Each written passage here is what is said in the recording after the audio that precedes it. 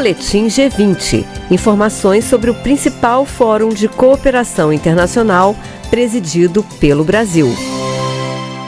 O Grupo de Trabalho de Saúde do G20 anunciou a aprovação da Declaração de Saúde durante sua reunião ministerial no Rio de Janeiro. O documento reflete o compromisso dos países membros em fortalecer a cooperação internacional em saúde, especialmente em face dos desafios impostos pela pandemia de Covid-19 e outras emergências sanitárias. A declaração aborda temas fundamentais como a importância da saúde global e a necessidade de enfrentar desigualdades históricas que afetam a saúde da população. A ministra da Saúde, Nízia Trindade, destacou que nenhum país pode lidar com essas questões de forma isolada. Com essa declaração, se colocou de uma maneira muito clara a importância que nos planos de adaptação e mitigação frente aos impactos das mudanças climáticas, que a saúde deve ser considerada como um tema central. E também propostas relacionadas a dados que são importantes para a definição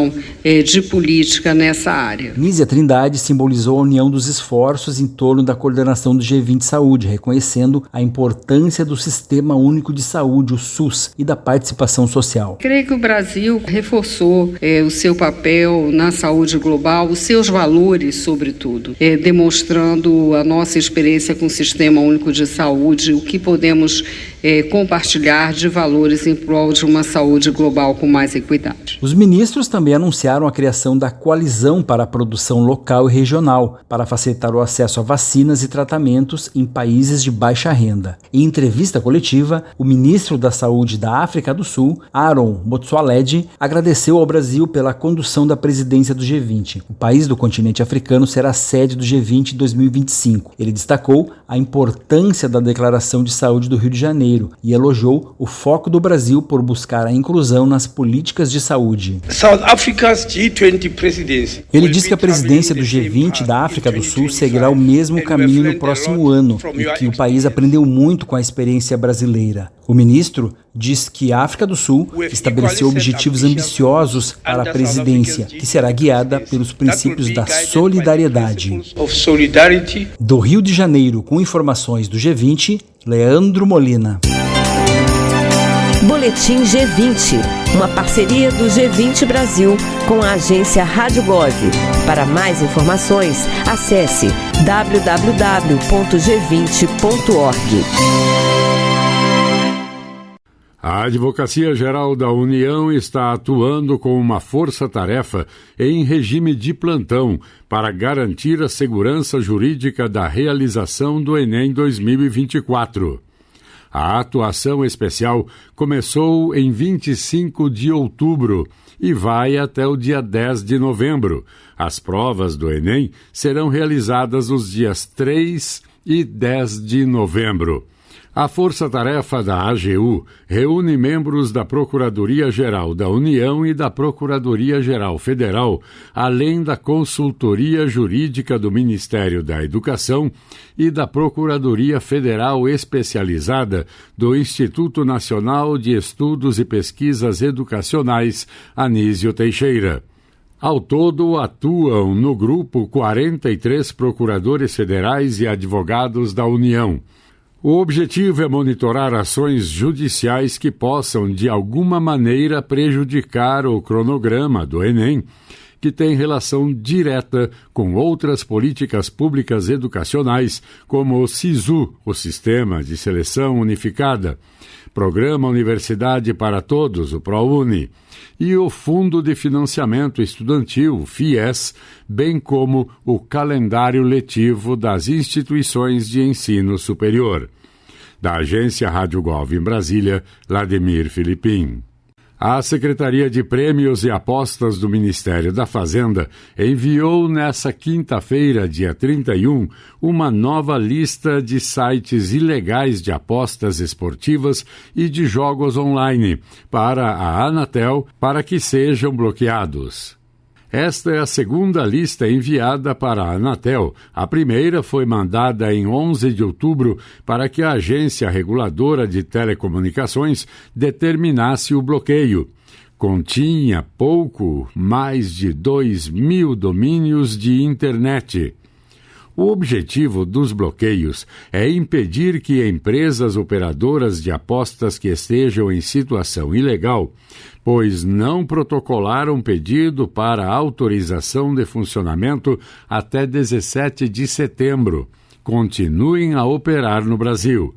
A partir de 1º de janeiro, só poderão operar as empresas que tiverem obtido autorização de operação. Os pedidos de autorização estão sob análise e a lista dos autorizados será divulgado no final de dezembro. Da agência Rádio Gov em Brasília, Lademir Filipim. A primeira concessão de uma rodovia federal no estado de Rondônia está mais perto de se tornar realidade. A proposta de transferência da BR-364-RO para a iniciativa privada foi aprovada nesta quinta-feira, dia 31, durante reunião da diretoria da Agência Nacional de Transportes Terrestres, ANTT. O edital do leilão de concessão está disponível no site da agência a partir desta sexta-feira, dia 1º. A disputa na Bolsa de Valores de São Paulo está prevista para 27 de fevereiro. Vence o leilão quem oferecer o maior desconto sobre a tarifa básica de pedágio. Conforme o projeto coordenado pelo Ministério dos Transportes, serão concedidos 721,07 quilômetros da rodovia entre a capital do estado Porto Velho e o município de Vilhena, na divisa com o Mato Grosso. O trecho faz a ligação entre o oeste de Mato Grosso e os estados de Rondônia e Acre, facilitando a distribuição de produtos no norte do país e a exportação pelos portos da região. Segundo a secretária nacional de Transporte Rodoviário, Viviane S., esta é a primeira concessão no estado de Rondônia, uma rota muito importante para o agronegócio. Esse projeto será o 12º leilão que ocorrerá em fevereiro de 2025. O investimento previsto é de 10,226 bilhões de reais ao longo dos 30 anos de contrato. Da agência Rádio Gov em Brasília, Lademir Filipim. A primeira concessão de uma rodovia federal no estado de Rondônia está mais perto de se tornar realidade. A proposta de transferência da BR-364-RO para a iniciativa privada foi aprovada nesta quinta-feira, dia 31, durante reunião da diretoria da Agência Nacional de Transportes Terrestres, ANTT. O edital do leilão de concessão está disponível no site da agência a partir desta sexta-feira, dia 1º. A disputa na Bolsa de Valores de São Paulo está prevista para 27 de fevereiro. Vence o leilão quem oferecer o maior desconto sobre a tarifa básica de pedágio. Conforme o projeto coordenado pelo Ministério dos Transportes, serão concedidos 721,07 quilômetros da rodovia entre a capital do estado Porto Velho e o município de Vilhena, na divisa com o Mato Grosso. O trecho faz a ligação entre o oeste de Mato Grosso e os estados de Rondônia e Acre, facilitando a distribuição de produtos no norte do país e a exportação pelos portos da região. Segundo a secretária nacional de Transporte Rodoviário, Viviane S., esta é a primeira concessão no estado de Rondônia, uma rota muito importante para o agronegócio. Esse projeto será o 12º leilão que ocorrerá em fevereiro de 2025. O investimento previsto é de 10,226 bilhões de reais ao longo dos 30 anos de contrato. Da agência Rádio Gov em Brasília, Lademir Filipim. A atividade turística segue contribuindo com a geração de empregos no mercado de trabalho formal brasileiro. Em setembro, foram criadas 21.398 oportunidades em atividades econômicas ligadas ao turismo, alcançando a segunda melhor marca do ano. Os dados foram divulgados nesta quinta-feira, dia 31, pelo Ministério do Turismo, com base no Cadastro Geral de Empregados e Desempregados, novo CAGED, do Ministério do Trabalho e Emprego. No acumulado do ano entre janeiro e setembro, o maior crescimento na geração de empregos ocorreu no setor de serviços, o qual o turismo está incluído, com saldo de 1.046.511 postos novos de trabalho, sendo o turismo responsável por 14,58%, com 152.645 empregos formais.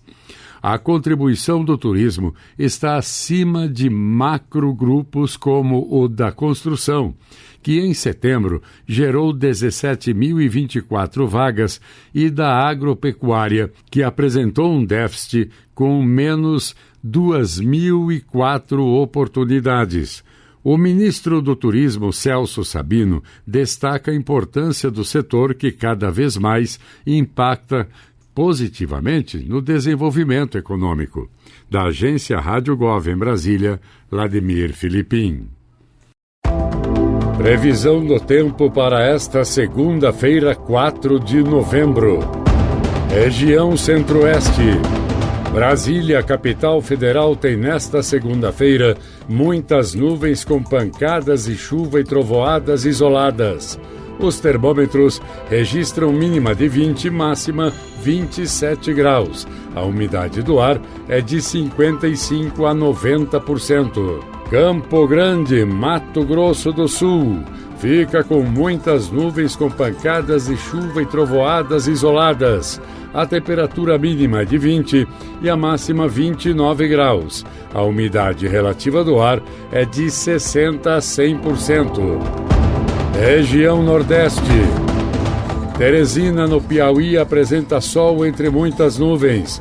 A temperatura marca a mínima de 26 e a máxima de 38 graus. A umidade do ar vai de 25% a 85%. Juazeirinho, na Paraíba, celebra aniversário com sol entre muitas nuvens. A temperatura oscila de 17 a 32 graus e a umidade do ar é de 30% a 100%. Região Norte. Porto Velho, em Rondônia, fica com muitas nuvens, com pancadas de chuva e trovoadas isoladas. A temperatura mínima é de 25 e a máxima 34 graus. A umidade do ar é de 50% a 95%. Iracema, em Roraima, festeja aniversário com muitas nuvens, com pancadas de chuva e trovoadas isoladas. Temperatura mínima 21, máxima 37 graus. A umidade do ar é de 30% a 80%. Região Sudeste.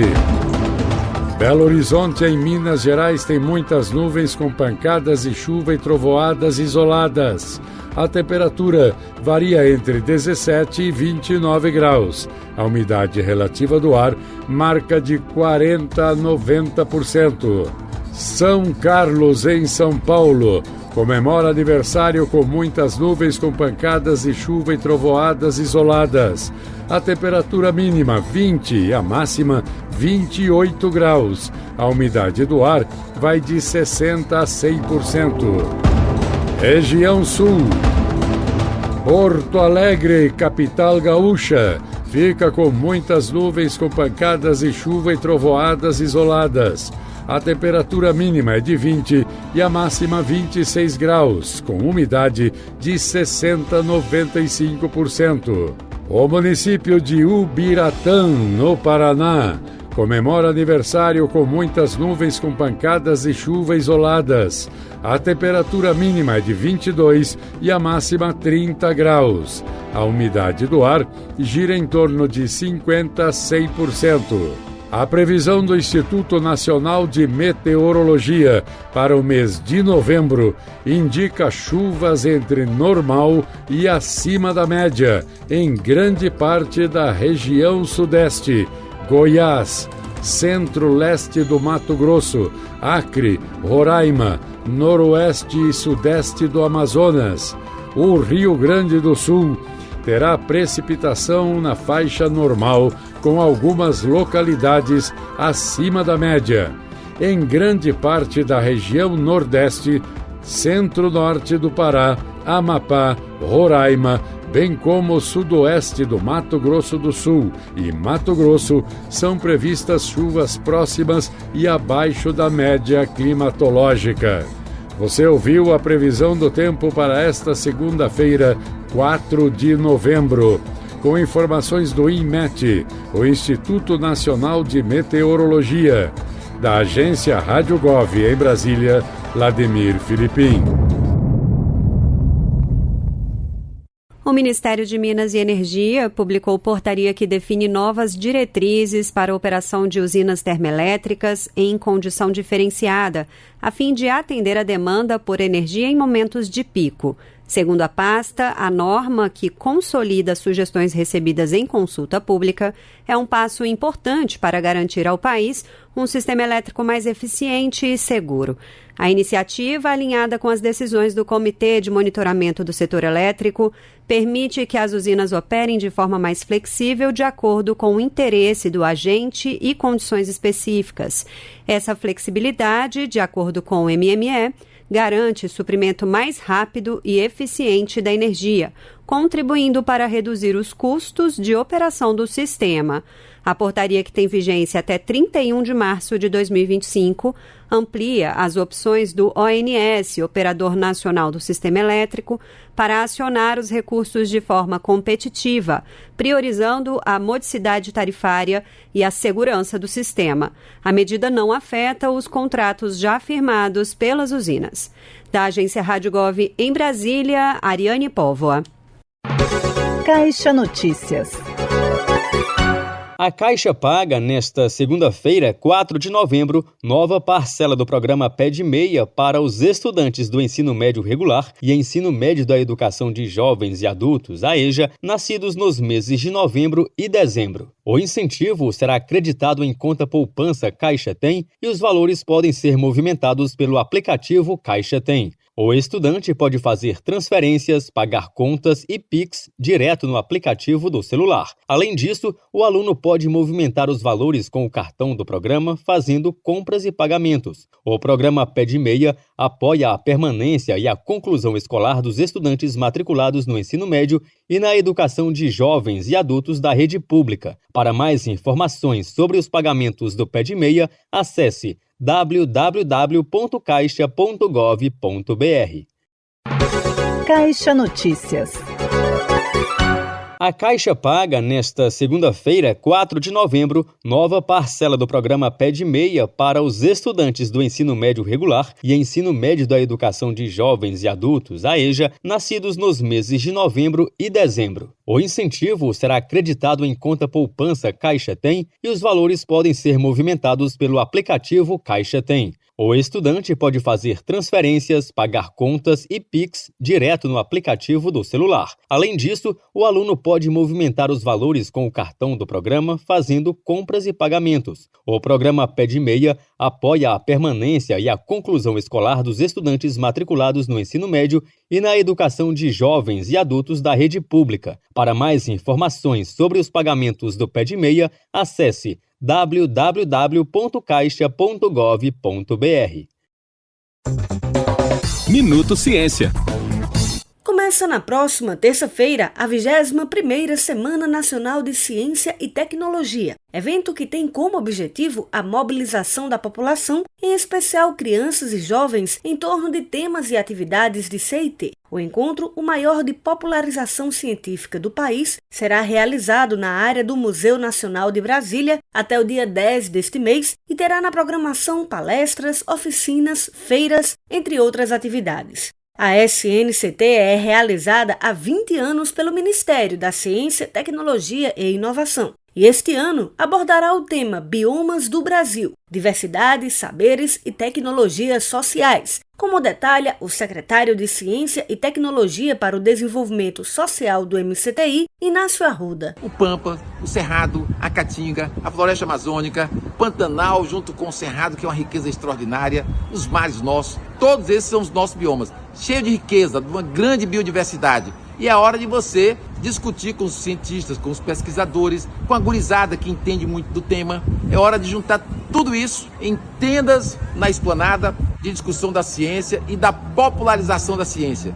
Como popularizar a ciência? Como popularizar a educação científica do nosso povo para ajudar num projeto de desenvolvimento? Como ter nova indústria? Como ter novos negócios avançados de alta tecnologia? O secretário Inácio Arruda convida toda a população para participar da 21ª CNCT. A semana é para popularizar esse debate da produção científica no Brasil. Venha conosco, participe conosco, os jovens, as crianças, os pesquisadores, os cientistas, a nossa ministra Luciana Santos, o nosso presidente Lula e você. Venha participar da nossa semana, 5 a 10 de novembro, Esplanada dos Ministérios. A Semana Nacional é realizada anualmente pelo MCTI em parceria com unidades de pesquisa, agências de fomento e entidades vinculadas, comunidade científica, universidades, instituições de ensino e pesquisa, escolas, museus e jardins botânicos, secretarias estaduais e municipais, empresas de base tecnológica e entidades da sociedade civil. Para informações sobre a programação, acesse o site semanact.mcti.gov.br. Reportagem Mariana Leite. Minuto Ciência.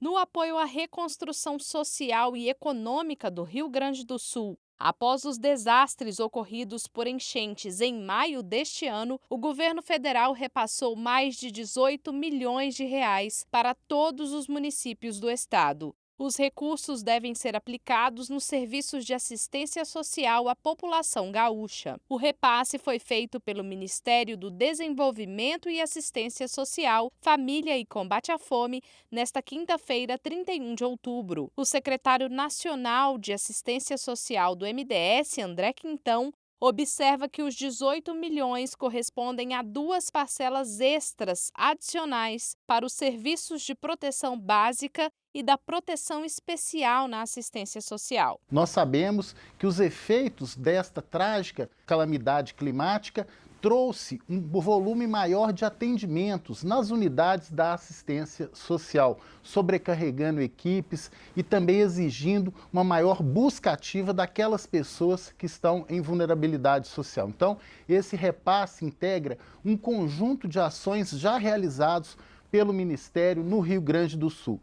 O conjunto de ações mencionado pelo secretário inclui cerca de 35 milhões de reais para o apoio aos municípios no abrigamento e no acolhimento de pessoas que perderam tudo nas enchentes, além de suporte técnico com a Força de Proteção do Sistema Único de Assistência Social, a ForSUAS. E ainda alterações em portarias no sentido de desburocratizar a utilização dos recursos federais destinados para auxílio a quem precisa. Ficamos felizes com esse repasse agora de 18 milhões, era um compromisso do governo federal para que os municípios possam, até o final do ano, também acertarem suas contas, fazerem também um planejamento preventivo para o ano que vem. Durante este ano, o governo federal já destinou mais de 52 milhões de reais como recursos extraordinários para a assistência social no Rio Grande do Sul. Os gestores municipais e do estado precisam verificar os créditos nos próximos dias por meio do aplicativo do Gerenciador do Banco do Brasil. O processamento de pagamentos pode levar até 72 horas. Reportagem Érica Braz. Fim de semana decisivo para estudantes de todo o país. Domingo será dada a largada para a corrida do Enem, rumo a uma vaga nas universidades públicas e institutos federais de educação. Neste primeiro dia de provas, os candidatos encaram a prova de redação e mais 90 questões. E no domingo seguinte, outras 90 questões serão resolvidas pelos estudantes. E o INEP lembra as últimas orientações, como conferir local de prova, não esquecer a identificação e o principal, não se atrasar, porque os portões fecham pontualmente à 1 da tarde.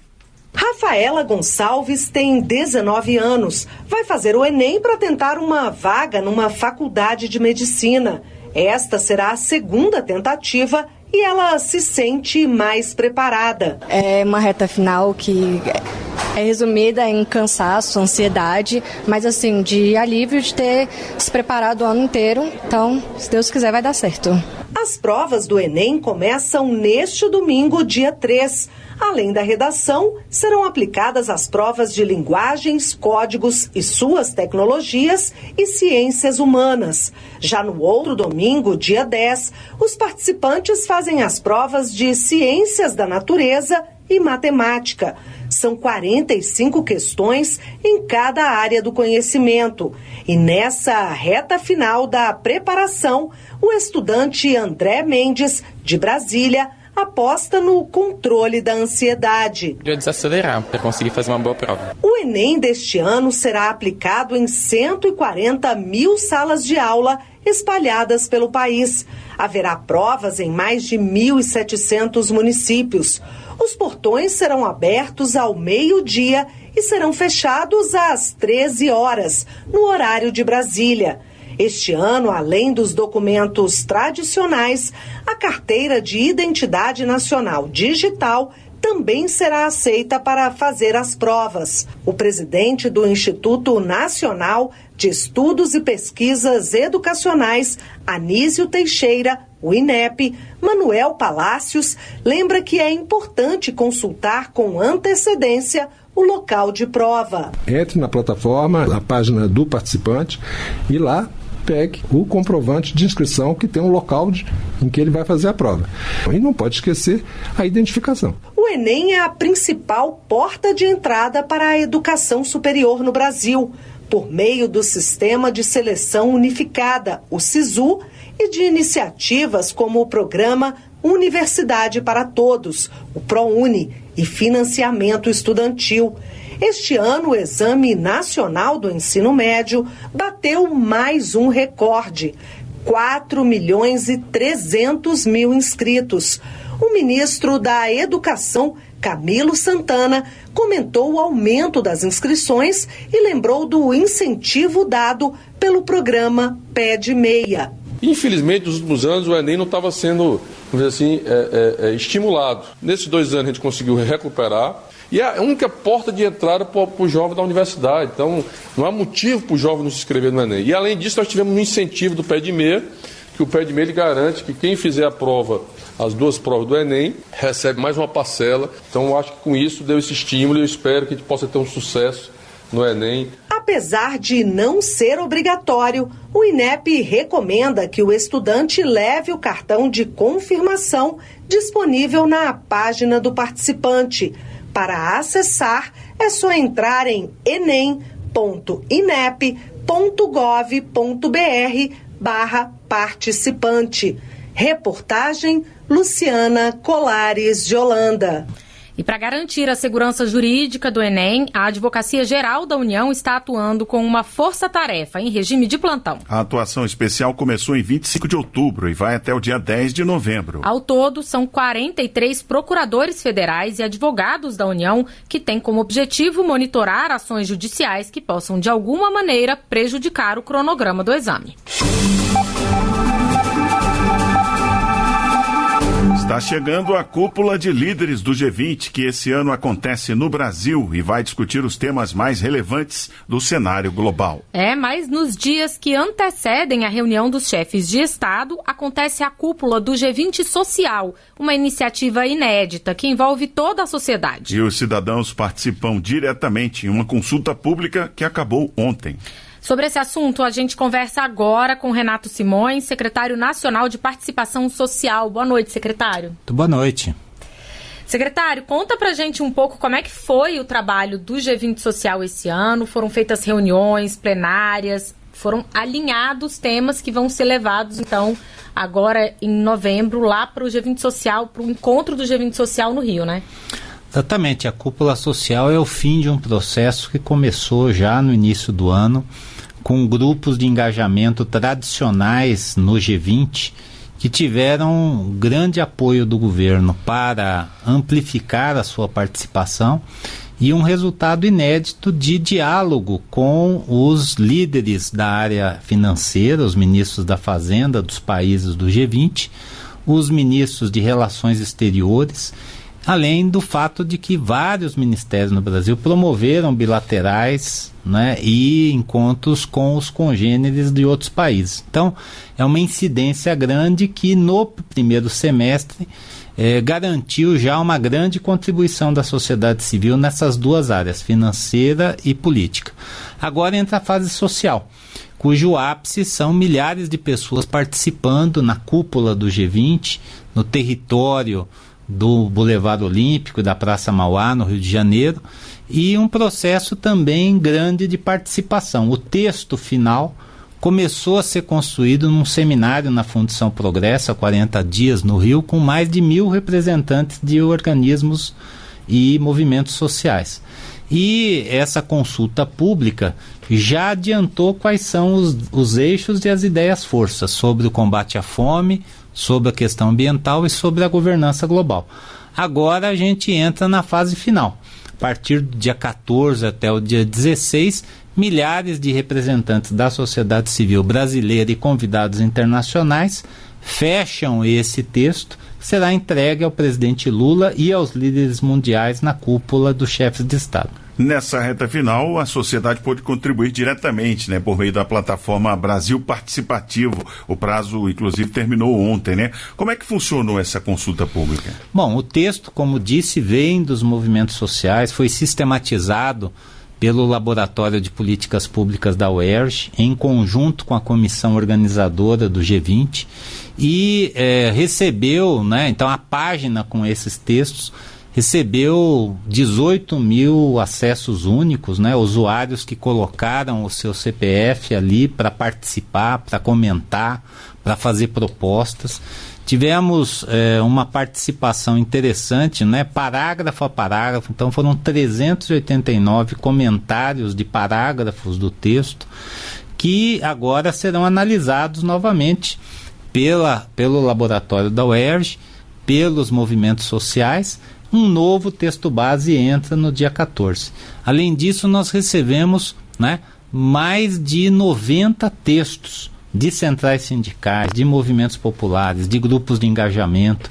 Então, foi uma elaboração importante para que a participação da sociedade civil no G20 seja muito qualificada, que a gente possa, então, consolidar um processo que se repita anualmente, independente de quem é o presidente do G20 daquele ano, como no caso esse ano o presidente Lula, mas de uma forma mais institucionalizada e permanente. Então, esse texto final, que vai ser fechado no G20 Social lá no Rio, vai ser entregue para os chefes de Estado na cúpula que vai acontecer no dia 18 e 19, já para os chefes mesmo. Aí a gente está falando de presidente dos Estados Unidos, presidente da China, da Rússia, enfim. O presidente da Rússia não virá ao Brasil, mas acredito que vai participar à distância, né? Então, a gente pode resumir assim, secretário, a contribuição que um brasileiro deu lá na plataforma Brasil Participativo pode chegar lá na mão do Xi Jinping e do Joe Biden? Exatamente, quer dizer, é um trabalho coletivo, né? Então são milhares de mãos que se envolveram na construção do texto, que expressam milhares de pessoas que vão aprová-lo, né?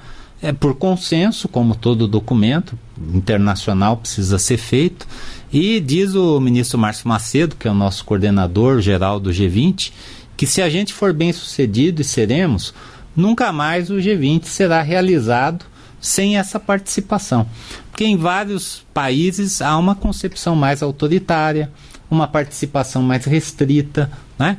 E nós já estamos em diálogo com a África do Sul, que é o próximo país a exercer a presidência pro tempore, para que esse processo seja engatado o ano que vem, e aí se a coisa andar, né, nenhum outro país poderá desconhecer a força da participação social no G20. E um ponto interessante, né, é que a programação não será numa sala fechada, não é mesmo, secretário? Ela vai ser feita em vários espaços, com diversas atividades, inclusive. Conta pra gente um pouco como é que vão ser esses dias. Olha, nós vamos ter no dia 14 a abertura, né, com centenas de atividades simultâneas organizadas pelos próprios movimentos de organizações sociais. Então, nós lançamos uma primeira lista de 170 seminários, debates, mesas, no espaço do Boulevard.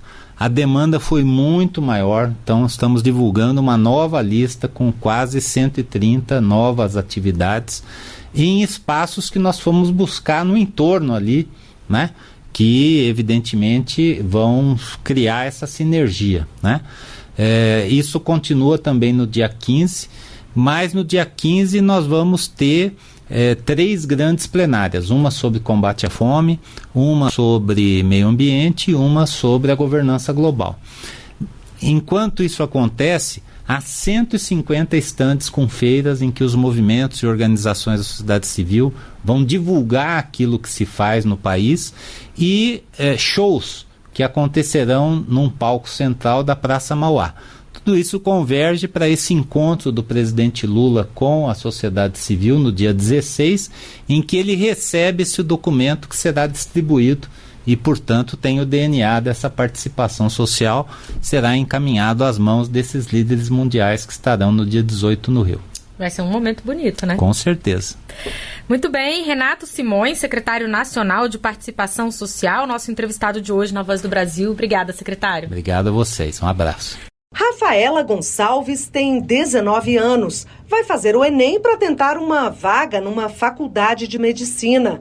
Esta será a segunda tentativa e ela se sente mais preparada. É uma reta final que é resumida em cansaço, ansiedade, mas assim, de alívio de ter se preparado o ano inteiro. Então, se Deus quiser, vai dar certo. As provas do Enem começam neste domingo, dia 3. Além da redação, serão aplicadas as provas de linguagens, códigos e suas tecnologias e ciências humanas. Já no outro domingo, dia 10, os participantes fazem as provas de ciências da natureza e matemática. São 45 questões em cada área do conhecimento. E nessa reta final da preparação, o estudante André Mendes, de Brasília, aposta no controle da ansiedade. De desacelerar para conseguir fazer uma boa prova. O Enem deste ano será aplicado em 140 mil salas de aula espalhadas pelo país. Haverá provas em mais de 1.700 municípios. Os portões serão abertos ao meio-dia e serão fechados às 13 horas, no horário de Brasília.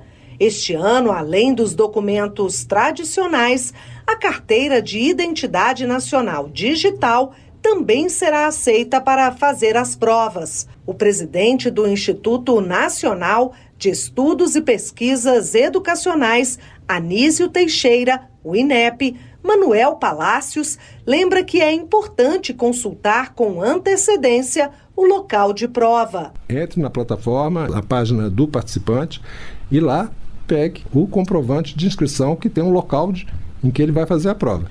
E não pode esquecer a identificação. O Enem é a principal porta de entrada para a educação superior no Brasil, por meio do Sistema de Seleção Unificada, o SISU, e de iniciativas como o Programa Universidade para Todos, o ProUni, e financiamento estudantil. Este ano, o Exame Nacional do Ensino Médio bateu mais um recorde: 4.300.000 inscritos. O ministro da Educação, Camilo Santana, comentou o aumento das inscrições e lembrou do incentivo dado pelo programa Pede Meia. Infelizmente, nos últimos anos, o Enem não estava sendo, vamos dizer assim, estimulado. Nesses 2 anos, a gente conseguiu recuperar. E é a única porta de entrada para o jovem da universidade. Então, não há motivo para o jovem não se inscrever no Enem. E, além disso, nós tivemos um incentivo do Pede Meia, que o Pede Meia garante que quem fizer a prova, as 2 provas do Enem, recebe mais uma parcela. Então, eu acho que com isso deu esse estímulo e eu espero que a gente possa ter um sucesso no Enem. Apesar de não ser obrigatório, o INEP recomenda que o estudante leve o cartão de confirmação disponível na página do participante. Para acessar, é só entrar em enem.inep.gov.br/participante. Reportagem Luciana Colares de Holanda. Calor extremo, secas, tempestades e enchentes, efeitos do aquecimento global. O Brasil, que esse ano preside o G20, grupo que reúne as maiores economias do planeta, colocou as mudanças climáticas no centro das discussões. Um encontro de 3 dias em Belém, no Pará, reuniu representantes do grupo e convidados do G20. O ministro da Integração e do Desenvolvimento Regional, Valdez Góes, destacou que o evento garante um compromisso entre as nações sobre prevenção, redução e ações de resposta eficientes em casos de desastres. Estamos antenados, comprometidos e, logicamente, engajados para que esta realidade melhore. O grupo de trabalho adotou 6 prioridades para orientar as ações: combater as desigualdades, sistemas globais de alerta, infraestruturas resilientes a catástrofes, financiamento para redução de riscos, reconstrução e soluções baseadas na natureza. As prioridades foram destacadas pelo ministro das Cidades, Jader Filho. Os primeiros impactados são os mais vulneráveis, são os mais pobres.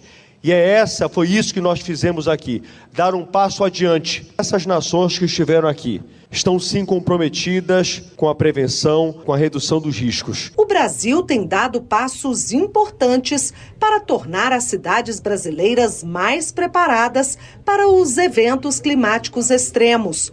O novo Programa de Aceleração do Crescimento prevê investimentos de mais de 15 bilhões de reais para obras de infraestrutura em 190 municípios críticos. Uma das cidades beneficiadas foi Araraquara, em São Paulo, que recebeu 143 milhões de reais para realizar obras de drenagem para conter as cheias, como detalhou a secretária de Desenvolvimento Urbano, Sálua Cairus. Sem essa obra da macrodrenagem, nós teremos o problema se agravando, se intensificando. É para a gente prevenir que aquilo que já está desenhado, os estudos já apontam que vai acontecer ao longo das próximas décadas, dos próximos anos. As propostas do grupo de trabalho serão discutidas na reunião de cúpula do G20 no Rio de Janeiro. Reportagem Luciana Colares de Holanda. Esquece a barba branca, as renas e o gorro. O Papai Noel existe, eu posso chamar de você. Você Noel. O lançamento da campanha aconteceu na comunidade de Paraisópolis e começa com 60 cartinhas de crianças atendidas por um projeto social. Quem quer ganhar presente? Quem escreveu a cartinha? As crianças entregaram as cartas diretamente ao Papai Noel. Falei pro Papai Noel, agora pode abrir presente agora, não? Na campanha realizada no ano passado, todos os pedidos das crianças foram atendidos pela primeira vez, como explica o presidente dos Correios, Fabiano Silva dos Santos. Ano passado nós tivemos 285 mil crianças que foram atendidas com presente. Então esse ano a gente pretende ampliar, a gente firmou novas parcerias. Os interessados em participar da campanha podem escolher uma carta diretamente em uma agência ou no site dos Correios. Depois basta levar o presente embrulhado a uma agência. As entregas são feitas até o Natal. Reportagem de Massol. Você Noel, você Noel, uau, uau. Em Manaquiri, no Amazonas, a estiagem que atinge a região também prejudica os pescadores, que sofrem com a seca nos rios. É o caso de Amarildo Martins, que conta como está a região em que vive. A seca aqui prejudicou muita gente, nós pescadores. Antes dessa estiagem, a gente conseguia pescar e trazer o alimento para casa. Eu faturava de 800 a 1.000 por mês. E agora, com essa estiagem, tá triste. A gente vai mal pegar a boia ali para comer, que as águas tá barrenta. Até tem canto que ninguém pode andar mais. Tá na lama. Tá muito dificultoso. Para socorrer os pescadores, o governo vai pagar um auxílio extraordinário de R$ 2.824 para aproximadamente 148 mil profissionais. Eles vivem em municípios em situação de emergência reconhecida pelo Poder Executivo Federal dos estados do Acre, Amazonas, Pará e Rondônia. Vai receber a pessoa que teve o seguro-desemprego do pescador artesanal, o seguro-defeso, concedido até o dia 8 de outubro deste ano. O ministro da Integração e do Desenvolvimento Regional, Valdez Góes, explicou que a liberação dos recursos foi autorizada após a publicação de medida provisória do governo federal. Quando o presidente baixa uma medida provisória para pagar aos pescadores R$ 2.824, que são 2 salários mínimos, né, por pescadores, isso é além do seguro-defeso. Os pescadores continuarão recebendo seguro-defeso e receberão também mais 2 salários mínimos. Para o pescador Amarildo, que conhecemos no início da reportagem, o recurso vai ser importante para manter as contas em dia. Esse auxílio do governo aí vai nos ajudar bastante para a gente pagar nossas contas, que tá... Essa não deixa de vir, a conta de água, a conta de luz, muitas contas, né? E o alimento vai ser uma de grande ajuda esse auxílio do governo aí pra gente. A parcela única será paga diretamente na conta que o beneficiário possui na Caixa Econômica ou em conta poupança social digital, aberta automaticamente pelo banco. Dúvidas sobre a concessão do auxílio deverão ser verificadas junto ao canal de atendimento do Ministério da Pesca e Aquicultura pelo e-mail auxilio@mpa.gov.br. Reportagem Graciele Bittencourt.